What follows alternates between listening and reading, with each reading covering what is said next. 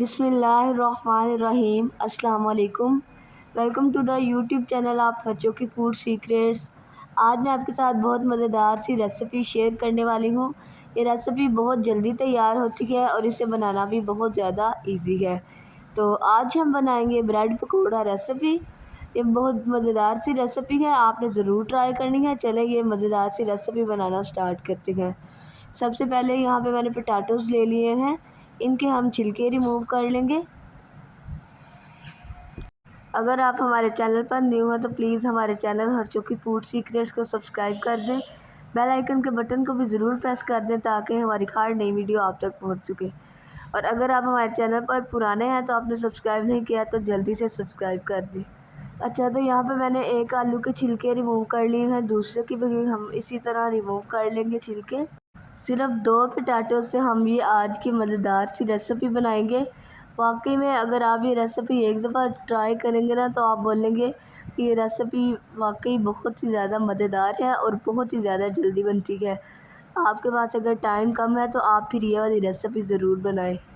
तो इनके छिलके रिमूव करने के बाद यहाँ पे हम इन्हें कर लेंगे गार्निश। आप भी बिल्कुल रेसिपी को सही फॉलो करके उसी तरह बनाएंगे तो इंशाल्लाह आपकी भी ये रेसिपी बहुत ही ज़्यादा मज़ेदार बनेगी। तो स्किप नहीं किया करें रेसिपी को। अच्छा, तो यहाँ पे मैंने कद्दूकस कर लिया है। अब हम इसे अच्छी तरह वॉश कर लेंगे और एक बाउल में इसे ऐड कर देंगे। उसके बाद अब हम लेंगे एक प्याज और प्याज की कटिंग कर लेंगे। अगर आपके घर गेस्ट आ रहे हैं तो आप भी ये रेसिपी ज़रूर ट्राई करें, अपने बच्चों को भी बना के दें।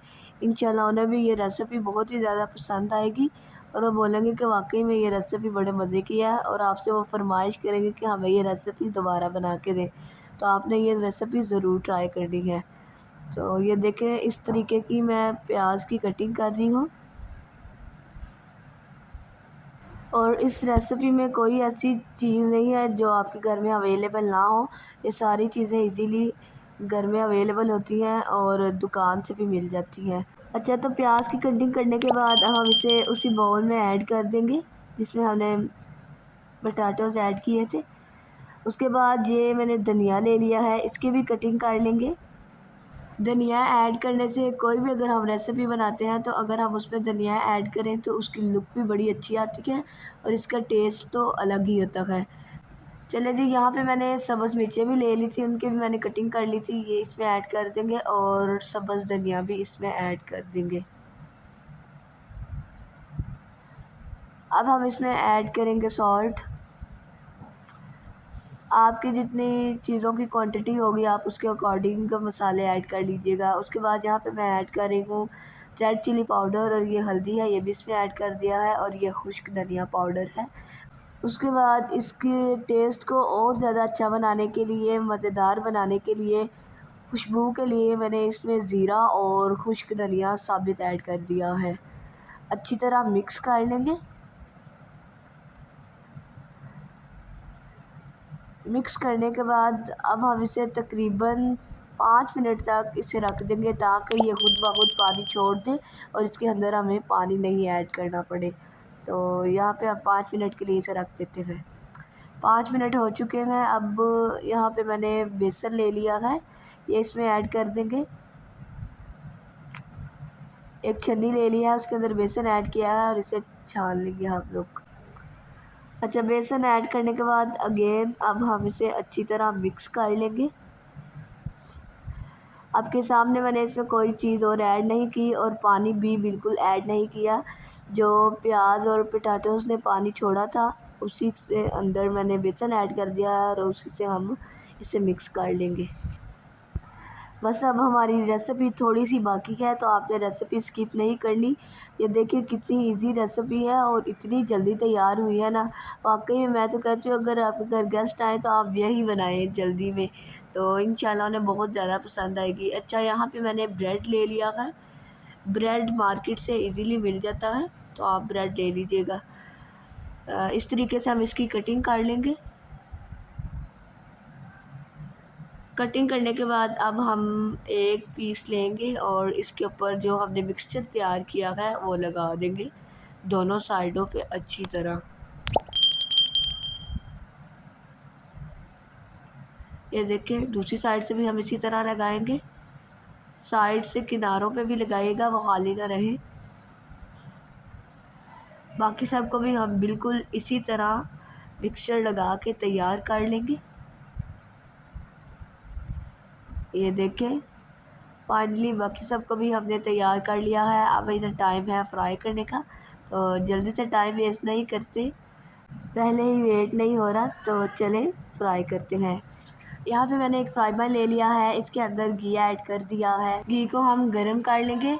अच्छा, फ्लेम को आपने हाई नहीं रखना, क्योंकि पोटैटोज़ जो है वो हमारे कच्चे हैं और प्याज भी कच्चे हैं, तो आपने फ्लेम जो है वो मीडियम रखना है। ज़्यादा तेज़ फ्लेम पे आपने नहीं पकाना, वरना ये ऊपर से जल जाएंगे और अंदर से कच्चे रह जाएंगे। 2 से 3 मिनट तक हम एक साइड को पकाएंगे, उसके बाद इसकी साइड चेंज कर लेंगे। ये देखिए कितना खूबसूरत कलर आ रहा है। इतनी इजी ये रेसिपी है और बहुत ही ज़्यादा जल्दी बनी है। आपने भी ये रेसिपी मस्ट ट्राई करनी है, और जब आप ये रेसिपी खाएंगे तो आप बोलेंगे वाकई बहुत ही मज़ेदार सी रेसिपी है, हमने ऐसी रेसिपी पहले नहीं खाई। तो 2 से 3 मिनट तक हम दूसरी साइड को भी इसी तरह पका लेंगे। अगर आपको इस स्टेज पे रेसिपी थोड़ी सी भी अच्छी लगी है तो रेसिपी को लाइक कर दें, थोड़ा सा अप्रिशिएट भी ज़रूर किया करें, ताकि हम ऐसी मज़ेदार सी रेसिपीज़ आप तक शेयर करते रहें और आप भी इंजॉय करते रहें और हम भी इंजॉय करते रहें। अच्छा, तो बातों ही बातों में हमारी मज़ेदार सी रेसिपी तो तैयार हो चुकी है। ये देखिए इसका कलर कितना खूबसूरत आया है। आप इसे केचप के साथ खाएँ, दही के साथ खाएँ, इंशाल्लाह बहुत ही ज़्यादा मज़ा आएगा आपको। तो मैंने आपके साथ पूरी डिटेल के साथ रेसिपी शेयर कर दी है। ये रेसिपी बिल्कुल भी लंबी नहीं है और ना ही टाइम लगता है ज़्यादा, और ये रेसिपी मज़े की भी बहुत ही ज़्यादा है, तो ज़रूर ट्राई कीजिएगा। ये साथ में मैंने तो दही रख ली है, आप जो मर्ज़ी इस्तेमाल कर सकते हैं।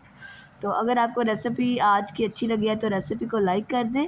ये देखिए कितने क्रंची बने हैं, मैं इसे तोड़ के भी दिखाती हूँ, बिल्कुल अच्छी तरह ये अंदर से भी पक चुके हैं और मज़ेदार बने हैं। चलें जी, अब जल्दी से रेसिपी को लाइक कर दें, शेयर कर दें, कमेंट में बताएं कि आपको हमारी आज की मज़ेदार सी रेसिपी कैसी बनी है, और अगर आपने ये मज़ेदार सी रेसिपी ट्राई की है तो आपकी रेसिपी अच्छी बनी है या नहीं। होप सो कि बहुत ही ज़्यादा अच्छी बनी होगी। तो अगली नई और मज़ेदार सी रेसिपी तक अल्लाह हाफिज़।